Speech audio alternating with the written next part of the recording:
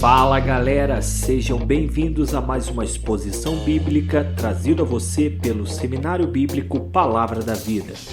E sem mais delongas, vamos para a exposição.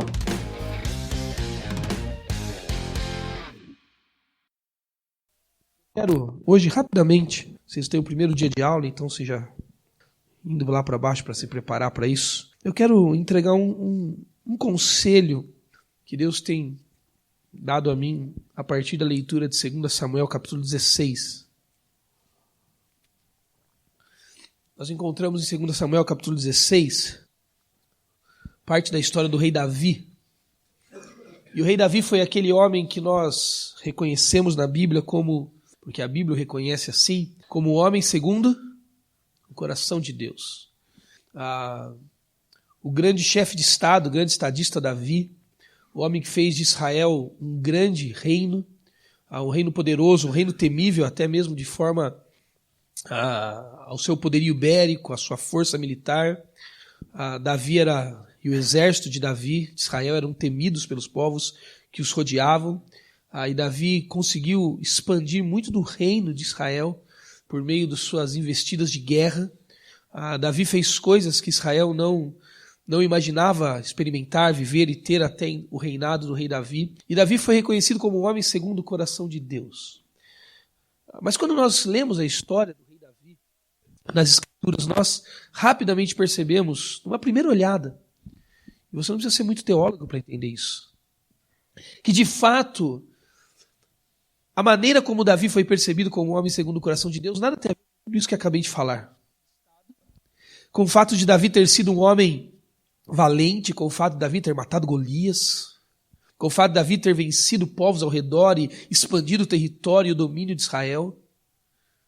Nada disso fez Davi ser reconhecido por Deus como homem segundo o coração de Deus. Porque a despeito de toda essa fama e de todo esse potencial que Davi demonstrou enquanto chefe de Estado, nós também vemos do outro lado um homem extremamente frágil, fraco, cheio de falhas de caráter até.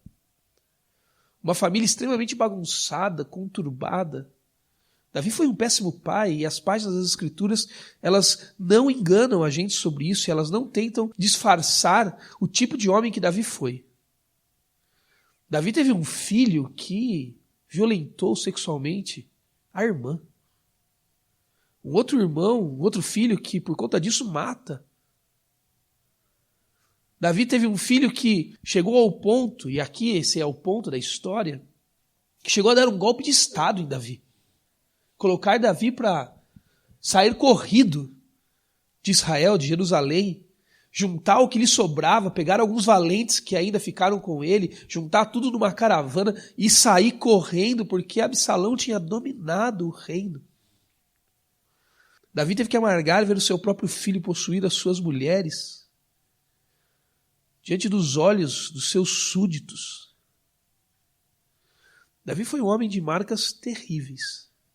Também foi um grande chefe de Estado. Não foi as grandes investidas militares, nem o poderio, enquanto chefe de Estado Davi, que fez Deus olhar para Davi e dizer: aqui está um homem segundo o meu coração. Também certamente não foi o fato de Davi ter sido um péssimo pai, muitas vezes tomado decisões erradas, um assassino que matou Urias, um adúltero que possuiu a mulher de seu amigo Urias, um mentiroso que tentou fakear uma vida que não era a dele para tentar disfarçar o que tinha feito com o seu amigo e com a mulher dele. Também não foi isso que fez Deus olhar para Davi e dizer: Davi, você é um homem segundo o meu coração. Então não é a sua muita incapacidade que vai fazer Deus olhar para você e dizer: tem alguém ali, sabe aquele falso humilde? Aliás, a falsa humildade é tão pecado quanto o grande orgulho, né? Também não vai ser os seus bons potenciais, não vai ser o seu diploma de teologia daqui 2 anos e meio, 1 ano e meio, mais meio ano. Não vai ser a boa igreja que você vai assumir, o bom ministério que você vai conseguir. Não vai ser nem as suas grandes falhas e nem as suas grandes vitórias que vão te fazer ser lembrado, como Davi foi lembrado lá em Atos, como um homem segundo o coração do Senhor Deus. O que fez Davi ser lembrado como homem segundo o coração de Deus? E você sabe o que é? São atitudes como essa que nós encontramos em 2 Samuel, capítulo 16, a partir do versículo de número 5. Vamos ler cada um versículo bem alto? Vocês me ajudam a economizar a voz nesses dias frios? Eu leio primeiro e então sucessivamente alguém levanta a voz. Se misturar tudo aí, se der bagunça, não tem problema. Só os homens deixando as mulheres sendo cavalheiros, tá bom? Mas vamos lá. Chegando o rei a Baurim, um homem do clã da família de Saul chamado Simei, filho de Gera, saiu da cidade proferindo maldições contra ele. Ele atirava pedras em Davi e em todos os conselheiros do rei, de modo que o exército e a guarda de elite estivessem à direita e à esquerda de Davi. Enquanto amaldiçoava, Simei dizia: saia daqui, assassino bandido. O Senhor retribuiu a você todo o sangue derramado na comida de Saul. Em muitos lugares reinou. O Senhor entregou o reino nas mãos do seu filho Absalão. Você está arruinado porque é um assassino. Então Absai, filho de Zeruia, disse ao rei: por que esse tão morto amaldiçoou o rei, meu senhor? Permita que eu lhe corte a cabeça. Mas o rei disse: quem é que você tem feito? Ele não amaldiçoa porque o Senhor lhe disse que amaldiçoasse Davi. Portanto, quem poderá questioná-lo? Mais das mulheres do Senhor, e a força dos seus pés. Eis que meu próprio Deus vai tirar minha vida. Quanto mais ainda esse vietnamita, deixai-o que eu abençoo, pois o Senhor me ouviu. Talvez o Senhor considere a minha aflição e me retribua a maldição que hoje recebo. Assim, Davi e seus soldados seguiram pela estrada, enquanto Simei ia pela encosta do morro, do lado oposto, amaldiçoando e jogando pedras em terra. O rei e todo o povo que estava com ele chegaram exaustos a seu destino e lá descansaram até aqui. Então esse é o contexto que eu havia citado para vocês. Davi sofre um golpe de estado do seu próprio filho, ele tem que sair corrido do reino, ele junta o que ele tem, ele junta algumas coisas, ele pega os seus valentes, uma parte do exército, reúne uma caravana e ele sai fugido para o deserto. Onde Davi vai viver grandes experiências com Deus, onde Davi vai salmodiar, escrever muitos salmos em adoração a Deus, em reconhecimento ao momento da sua vida, em contrição ao que Deus está fazendo e amassando Davi para que ele aprendesse. Mas no meio do caminho, no meio dessa fuga, é uma fuga que Davi está,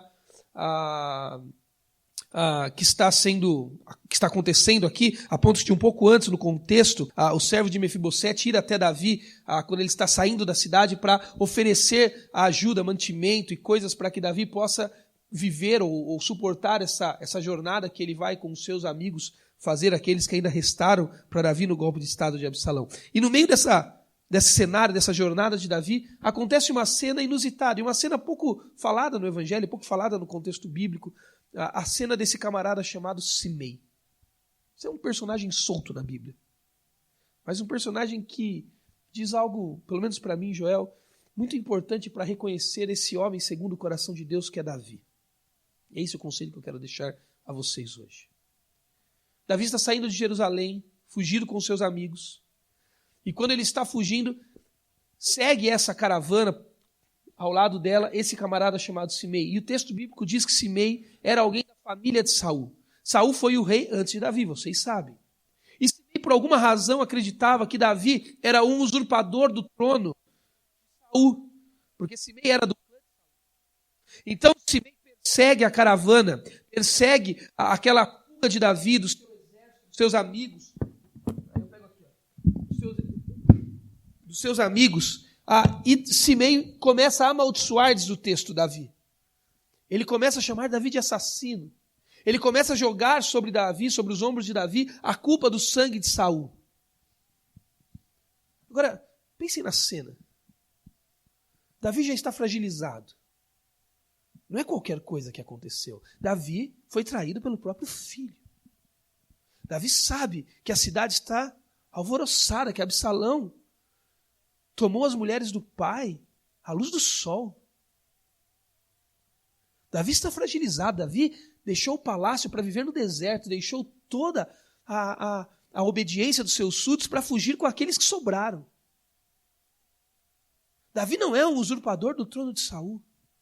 Muito pelo contrário, nós conhecemos a história de Davi, e Davi demorou anos para assumir o trono que Deus tinha dito a ele lá na casa de seu pai Jessé, nas encostas de Belém, que seria dele. Davi foi servo fiel e silencioso de Saul. Davi teve chance, sim, para usurpar o trono e ter nas suas mãos o sangue de Saul, mas ele não fez. Agora tem um homem, num dos momentos mais fragilizados da vida do rei Davi, que começa a contar mentiras sobre o rei. Ele tinha muita coisa para falar sobre o rei. Ele ia ser o pai horroroso, ser o rei inconsequente, ser o assassino de Urias, ser o usurpador de mulher de amigos, ser o mentiroso. Mas não, assassino de Saul. Davi tem que ouvir mentiras, sofrer um apedrejamento, num dos momentos mais fragilizados da vida do rei. E eu estou descrevendo a cena dessa maneira porque se eu estivesse do lado do rei naquela caravana, era exatamente como eu veria a cena. Sabe por quê? Porque o Joel não é Davi. O Joel é Abissai. Esse camarada que está do lado de Davi, um dos valentes. Filho dessa mulher que era meio irmã do rei Davi, também mãe de Joabe, e que tinha um capítulo de guerra ao lado do rei Davi enorme. O texto bíblico dá conta que Abissai, certa vez, matou 300 filisteus sozinhos. Isso não era um cara qualquer, era da tropa de elite de Davi. Era o Jack Bauer, sabe, do exército do Davi. O cara era bom. E ele olha para aquela cena de um rei fragilizado, como Joel olharia. Um rei que já está sofrendo demais, sim, pelos seus pecados, mas que está sofrendo. Um rei que está em fuga, sendo que ele devia estar sendo adorado, servido. Ele olha para aquela cena e vê um homem qualquer, sem nenhuma posição de destaque, e começa a contar mentiras sobre Davi. E em nome dessas mentiras, a oferecer risco ao rei, apedrejando. O que Abissai faz? Abissai olha para Davi e diz assim: Davi, quem esse camarada pensa que é? Eu nem sei o nome dele. Eu nem sei de onde surgiu esse infeliz. Você não tem que ouvir isso, rei.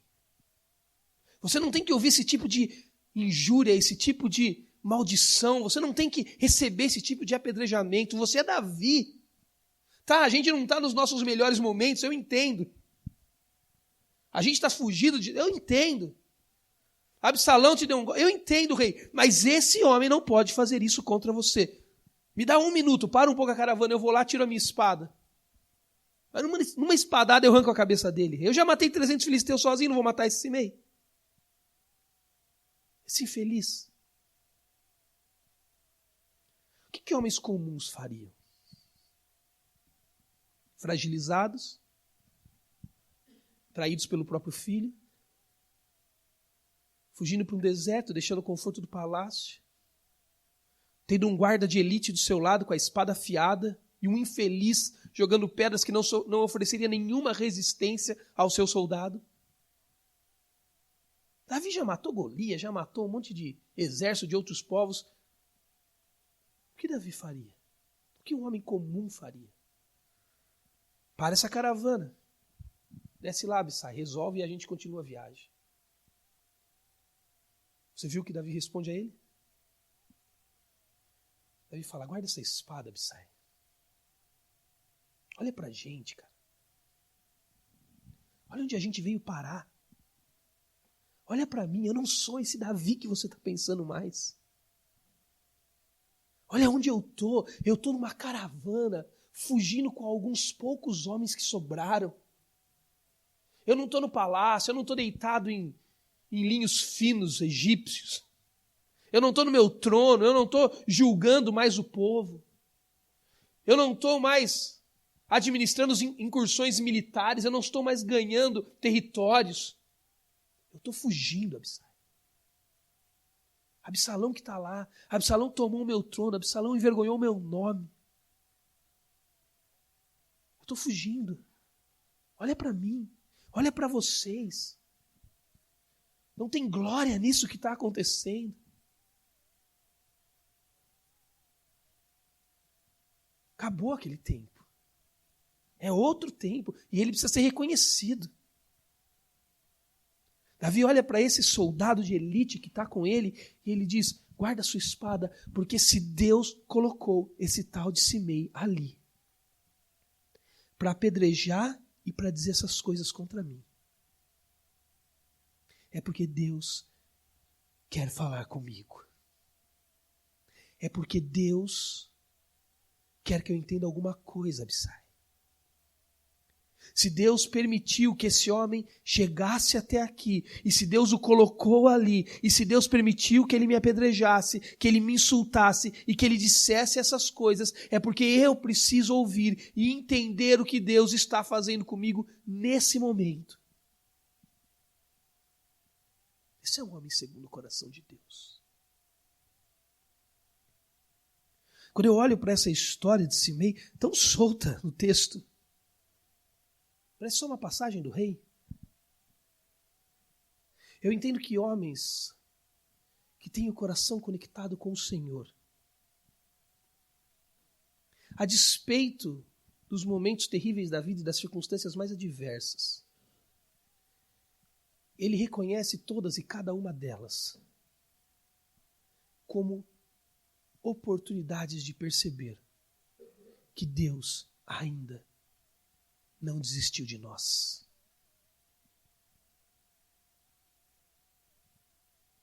Abissai estava vendo a cena como algo terrível, e era, e que deveria ser extirpado da história de Davi.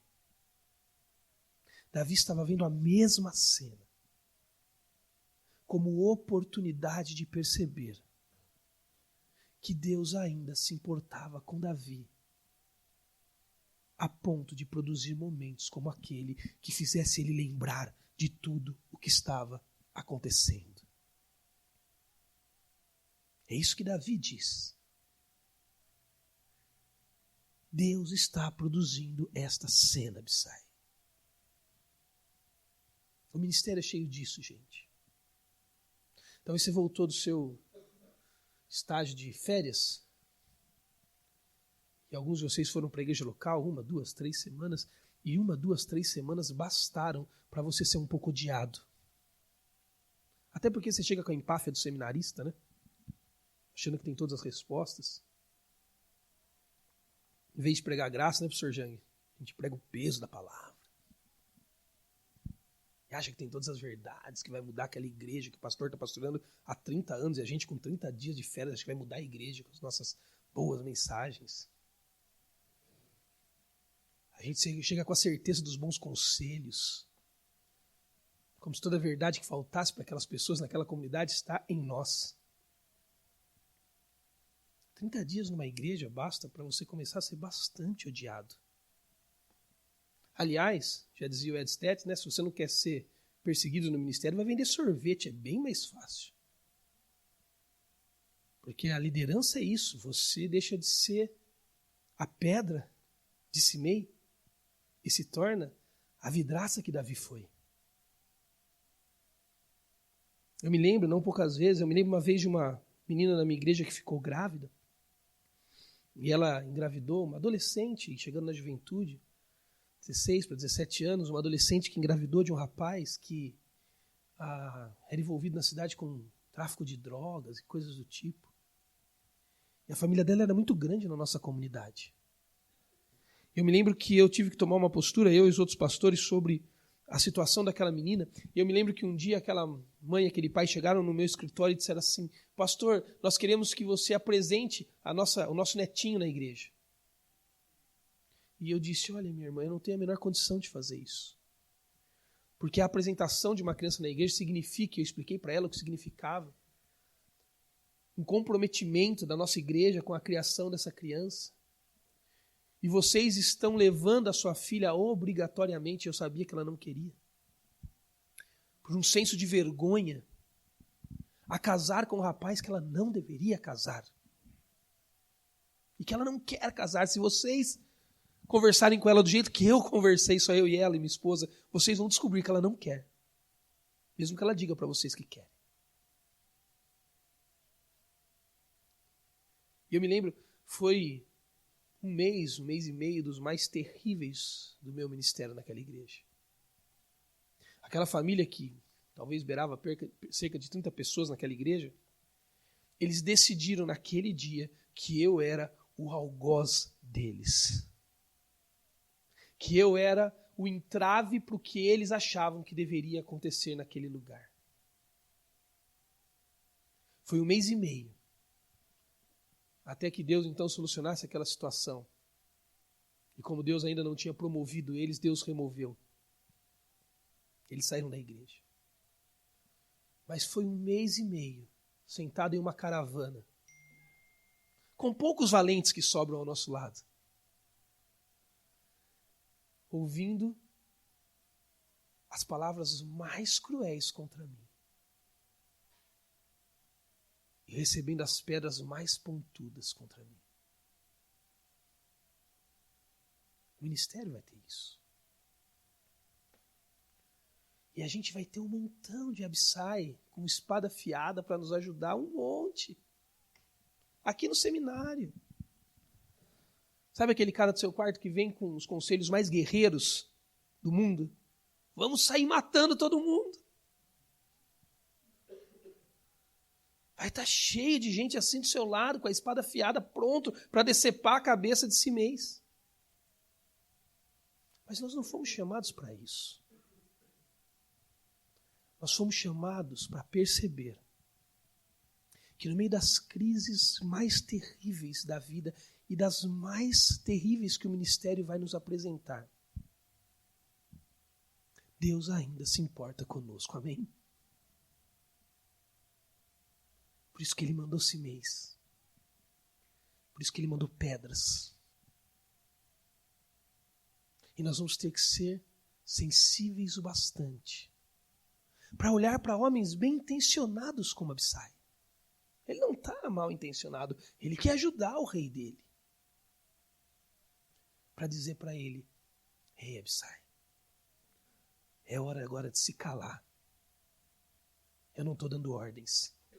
Eu não estou sentado num trono e nem estou governando. Eu sou um fugitivo. Vamos ouvir. Foi isso que Jesus fez por nós naquela cruz. Ele podia ter chamado miríades de anjos para livrá-lo daquele sofrer.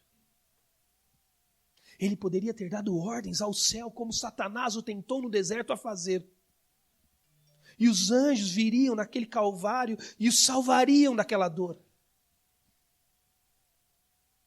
Jesus poderia ter movido os fenômenos naturais contra todos os que queriam matá-lo. Sabe o que ele fez? Ele disse: é hora de ouvir. É hora de sentir a dor, de levar as pedradas, as chicotadas. É hora de ser transpassado pelo pecado do Ney, do Diogo, do Pedro, do Alfredo. É hora de morrer pelo Josué, pelo Abner, pelo Lino. É hora de se calar. O ministério não é o lugar dos reis sentados em tronos. O ministério não é o lugar daqueles que comandam soldados de elite, exércitos poderosos. Daqueles que sempre têm a verdade, sempre dizem a todos o que fazer.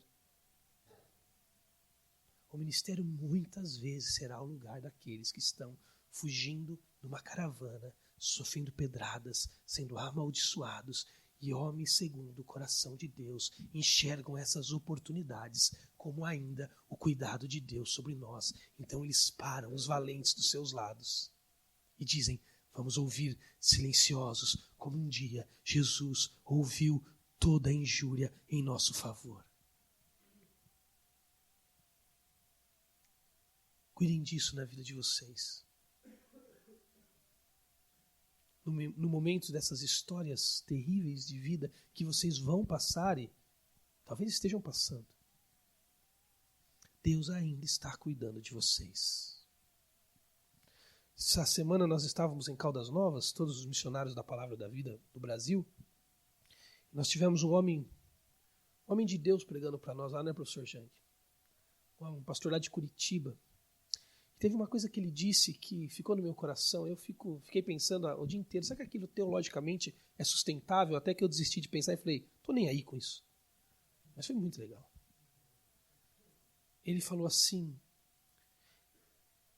que no texto bíblico nós encontramos momentos onde Deus fala sobre o esquecimento dos nossos pecados. E aí ele fez a seguinte pergunta, como um Deus onisciente, um Deus que tudo sabe, pode esquecer? Porque a Bíblia não fala que Deus pega os nossos pecados, esquece, joga ele na profundeza do oceano para nunca mais se lembrar dele. Ele disse, como um Deus onisciente pode lidar com o esquecimento? E a resposta dele foi, para mim, avassaladora.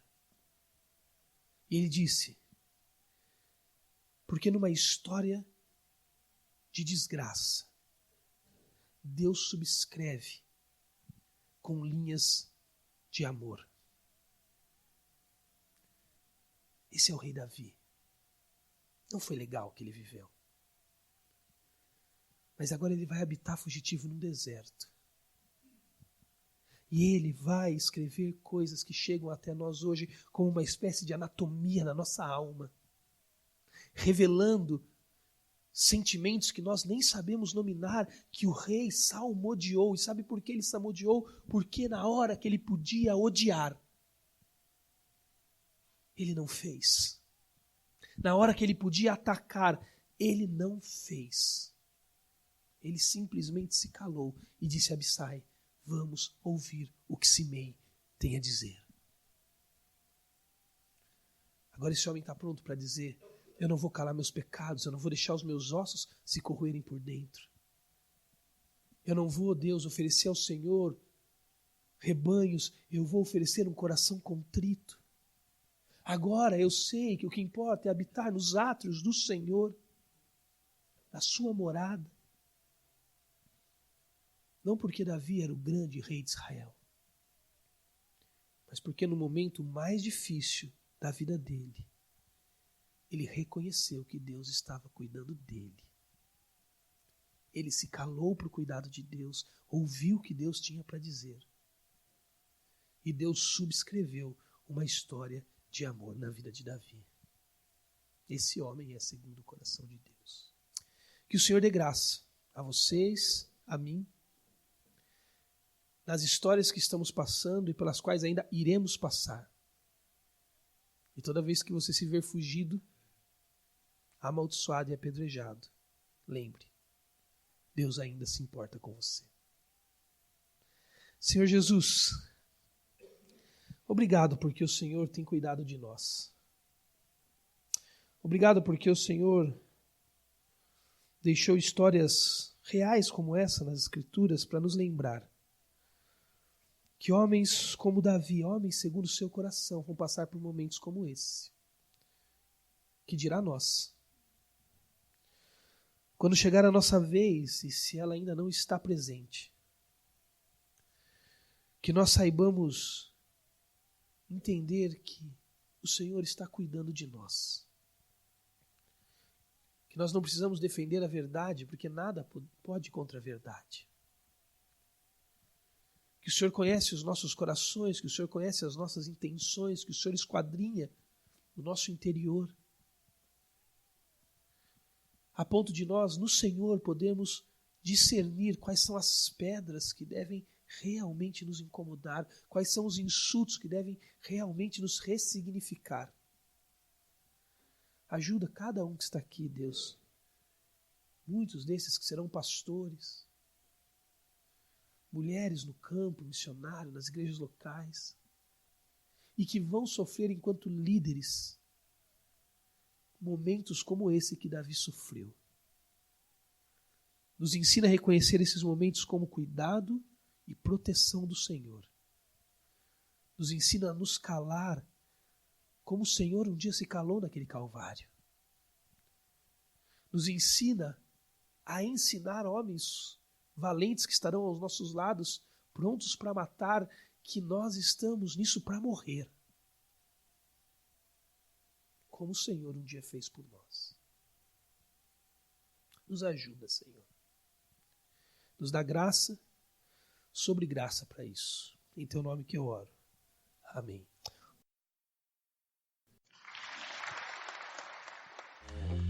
E essa foi mais uma exposição bíblica. Obrigado por ter ouvido. Para saber mais, nos siga no Facebook e no Instagram, SBPV Brasil. Palavra da Vida. Teologia para vida e ministério.